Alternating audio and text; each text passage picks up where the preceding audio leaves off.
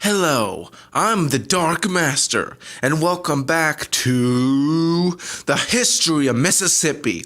This time we're going over the Pleistocene. Winter has come.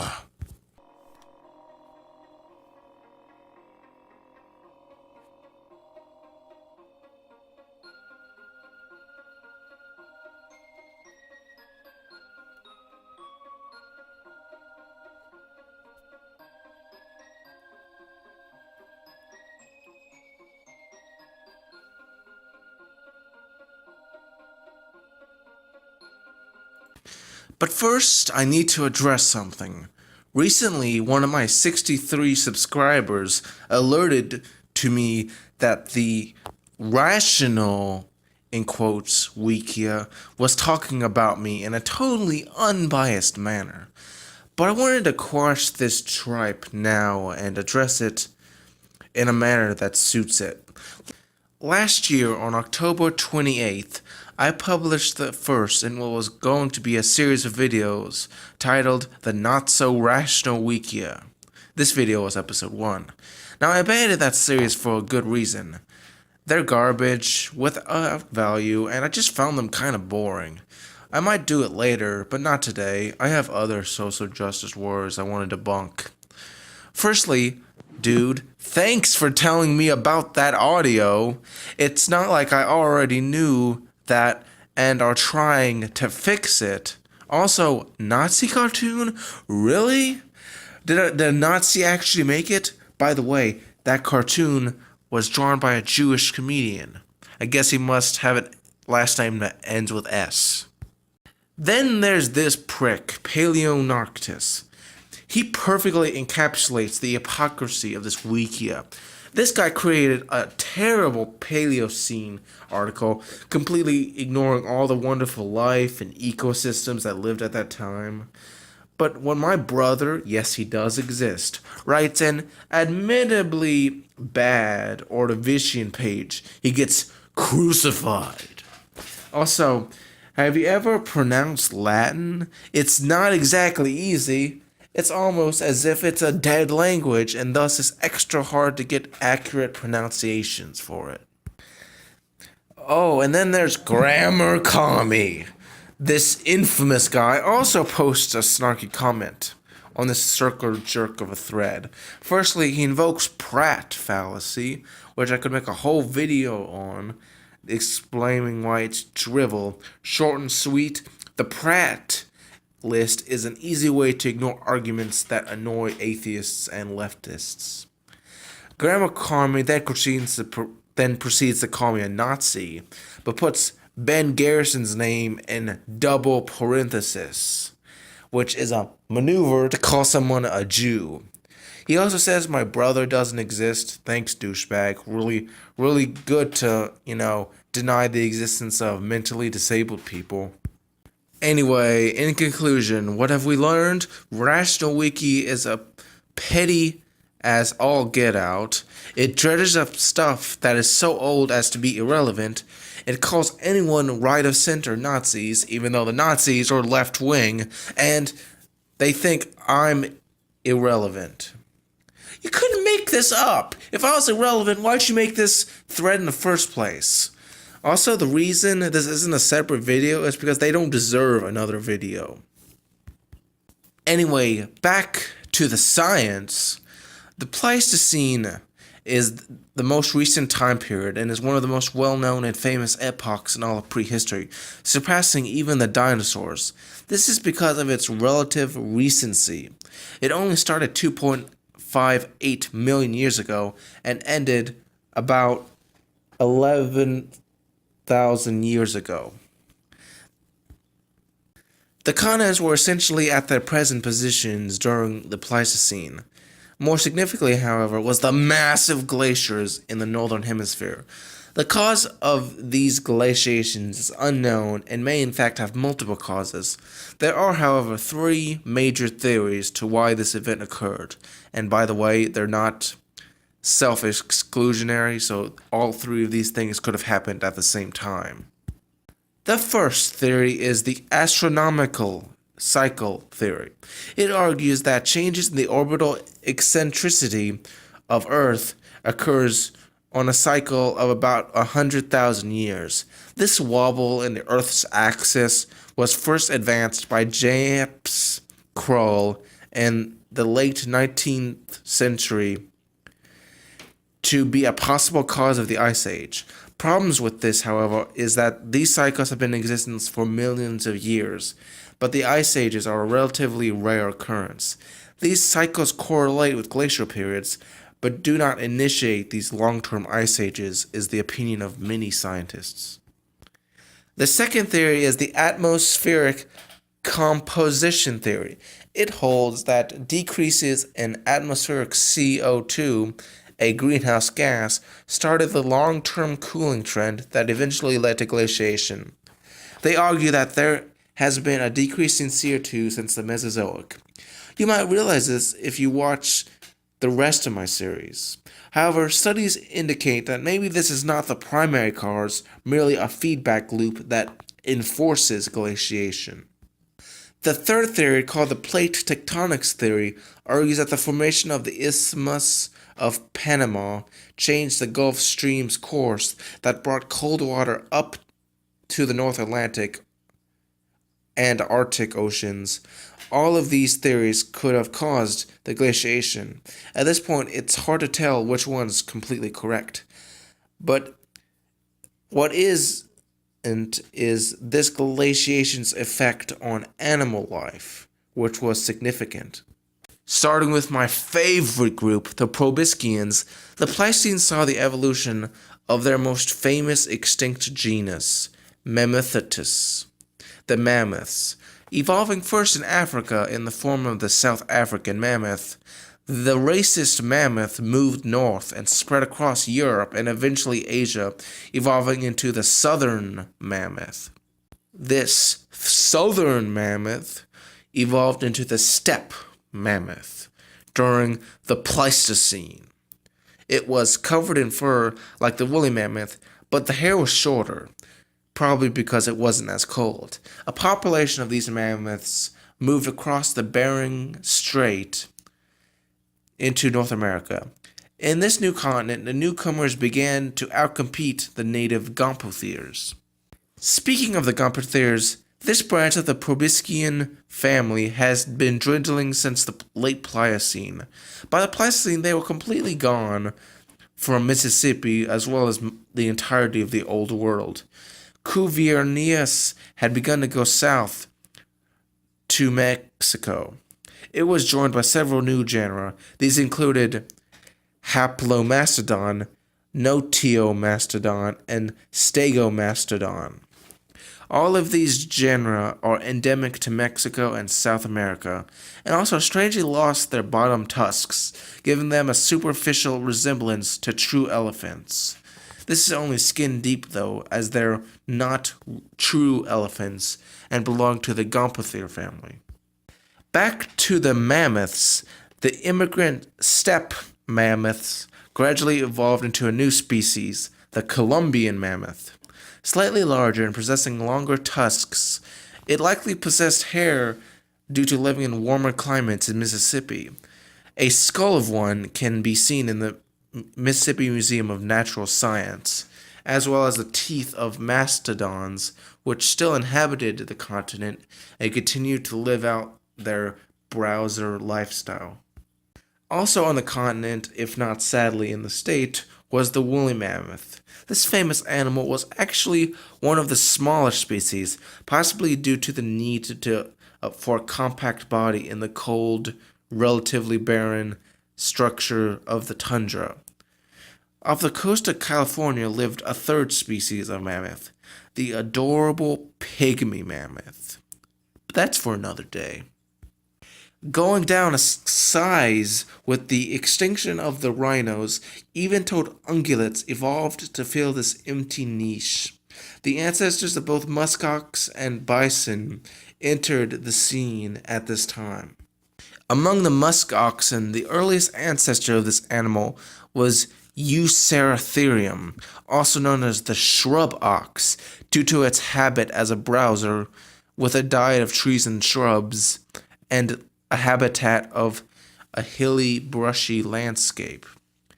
Despite being around the same size as the modern musk ox or bison, it was more lightly built, resembling a giant goat with massive horns. It was followed by several more extinct genera, such as Soigalia, which lasted not a long time and was not very successful. More successful was the giant musk ox, which is believed to have been the ancestor of true musk ox. However, it was bigger. A third species called Harlan's musk ox also coexisted in North America. It was arguably the most successful, being the only species to evolve on the continent. Moving on to the bison, their evolution followed a surprisingly similar path to that of the mammoth, though it began in South Asia as opposed to Africa.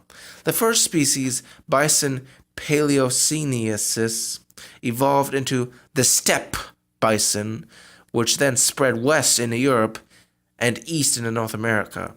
In the west, it gradually evolved into the species that is now critically endangered, the European bison, while in America it underwent an evolutionary radiation. In addition to the living species of bison, 3 species are known from North America. One of these, Bison occidentalis, is little known, but is believed to have been an offshoot of the line that led to the modern bison. It is surprisingly also found on the islands of Japan. The other 2 extinct species are better known, with skeletons and horns found in Mississippi. The older of these was the Longhorn Bison, also called the giant bison. Both are apt names for this massive bison, for not only was its mass estimated to be 25 to 50% greater than the modern bison, with a total height of 6.6 feet and a weight of 2,760 pounds, it was the largest bovinid in the fossil record, in fact. It also had horns that reached 84 inches from tip to tip. Compare that to the modern bison with a measly horn length of 26 inches. The longhorn bison became extinct some 20,000 to 30,000 years ago, as it was replaced by a smaller species called the antique bison, Bison antiquus. It is believed to have evolved from the steppe bison, leaving the longhorn as a dead end. Despite being smaller, it was still 15 to 25% larger overall than the modern bison, of which it directly evolved into 10,000 years ago, which still roam the prairies today, although they are endangered. Still in the even-toed order of mammals, but going down a size, the Pleistocene saw the evolution of many of the game hunters hunt today: white-tailed deer, elk, moose, and mountain goat. These trophies also coexisted with extinct oddities as well. These included Harrington's mountain goat, which was paradoxically smaller than its living relatives. I say paradoxically because most living game animals were larger before humans arrived. They were also more diverse. For example, the pronghorn is the last living member of a group of even-toed ungulates called the antilocaprids. In the Pleistocene, it coexisted with other genera such as Capriomeryx, Stocioceros, and Tetrameryx, as well as Haeoceros. Most of these genera closely resembled modern pronghorns, though with extravagant headgear. Tetrameryx had the back horns lengthened extensively. Stocioceros horns were evenly divided at the base into 2 equal parts, while Haeoceros had 3 horns. The 4th genus was something extra special, however. Capriomeryx was a genus of dwarf pronghorns that stood around 23.6 inches at the shoulder and weighed a measly 22 pounds. Its horns were short and consist of a pair of straight antlers, unlike the modern pronghorn. It is thought to have lived in forests and underbrush and not the open prairie, due to its slow speed. This habitat shrinked as the glaciers drew up a lot of the fresh water, drying up the continent.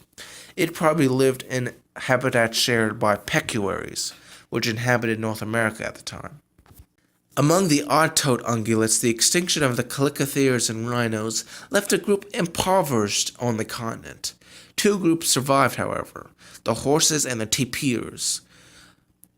Morphologically, the tapirs have remained roughly the same since their evolution in the early Eocene and are often classified as living fossils.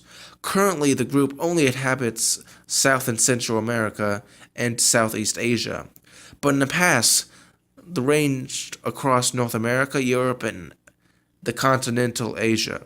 In the Pleistocene, four genera inhabited North America. On the west coast, there was the Californian tapir. Meanwhile, in Mississippi and all across the eastern coast, three other species browsed in the forests. They were Merriam's tapir, which was the largest, Cope's tapir, and Vero's tapir, known from northern Alabama. The widening plains benefited horses, which flourished and evolved into three species, all of which are closely resembled modern mustangs and were closely related to them.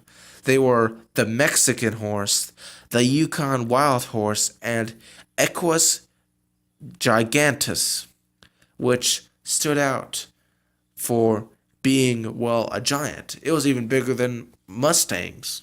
These northerners were joined by a growing number of southern invaders, while immigrants had island hopped and rafted to either continent prior to the formation of Central America in the Pliocene, and in the Pleistocene, numerous southern groups spread north, however, when the land bridge was firmly established. Perhaps the most famous of these were the giant ground sloths. Many species inhabited the eastern seaboard, though only two are known from Mississippi, unfortunately. One being a species in the genus Megalonyx, and another in the genus Nothrotheriops. The first species, Megalonyx jeffersoni, also called Jefferson's ground sloth, it was actually arrived earlier than the Pleistocene by highland hopping to Florida and spreading northward. Thus, it arrived long before the formation of the land bridge. Jefferson's ground sloth was a large animal at around 9.8 feet and estimated to weigh 2,000 pounds. A massive skeleton of this beast can be found in the Mississippi Museum. Despite this, Jefferson's ground sloth was merely a medium-sized species among the giant ground sloths. Like the others, it is believed to have browsed on leaves using its peg-like teeth while standing plantigrade. Size wasn't the only thing impressive about this genus. Jefferson's ground sloth was apparently the most wide-ranging of all the sloths. Fossils have been found over much of Central and North America, up to Alaska and the Yukon.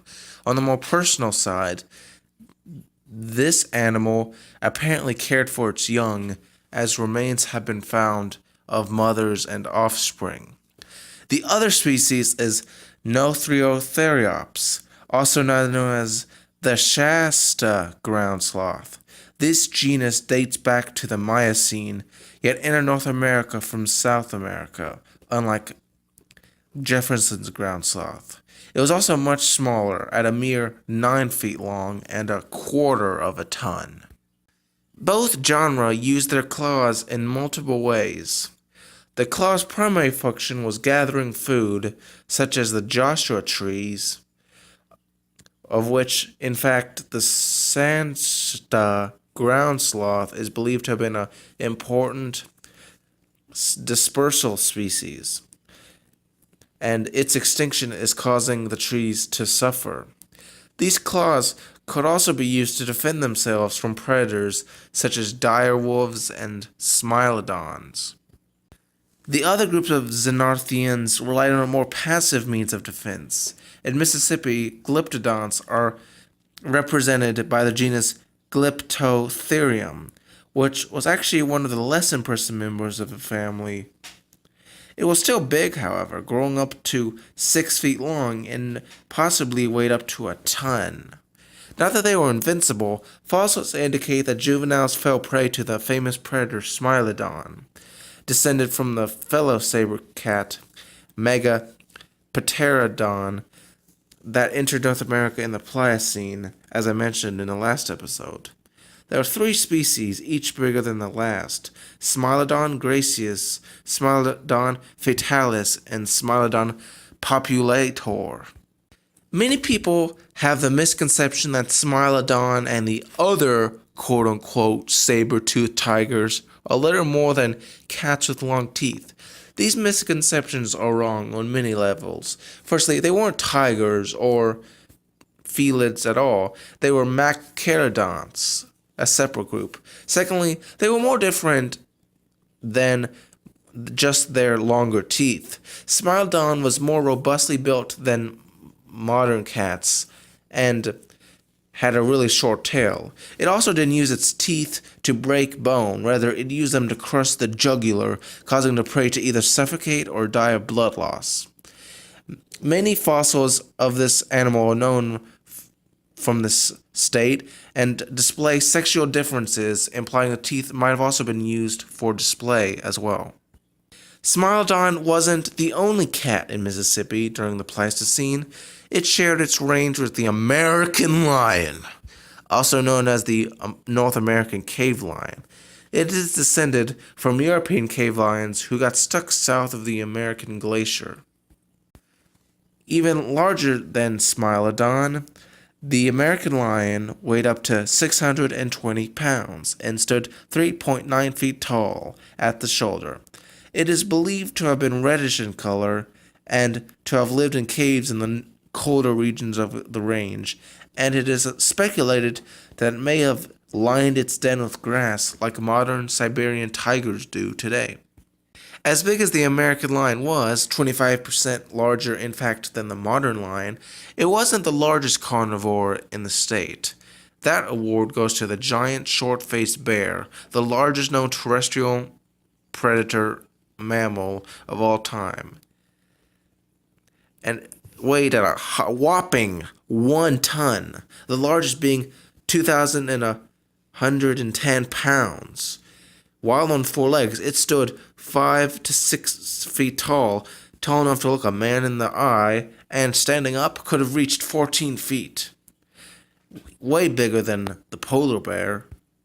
Its name comes from its disproportionately short snout, which is more of an illusion because it still had rather efficient smell, but it's still a common trait in its family, which also included another extinct species found in the state, the Florida speckled bear, and the living speckled bear from South America, named for its glasses, like markings that resemble spectacles.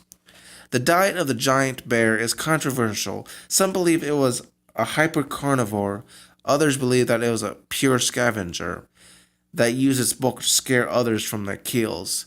In real life, like most bears, it was probably an opportunistic omnivore, eating whatever it could get its hands on.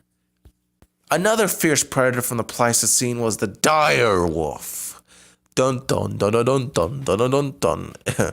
Unlike the others, it was not much bigger than true wolves. In fact, it was the size of the modern Yukon wolf, if a bit larger. Rather, it was more robust, with smaller feet and a massive skull, which it used to hunt down megafauna. Like the herbivores, these carnivores had creatures still alive today among their ranks. The bobcat, the cougar, the raccoon, the black bear, and foxes were present in the state. They hunted the numerous smaller animals of the state, although these too had some strange extinct additions. The giant beaver lived up to its name, with a length up to 7.2 feet and a weight up to 276 pounds.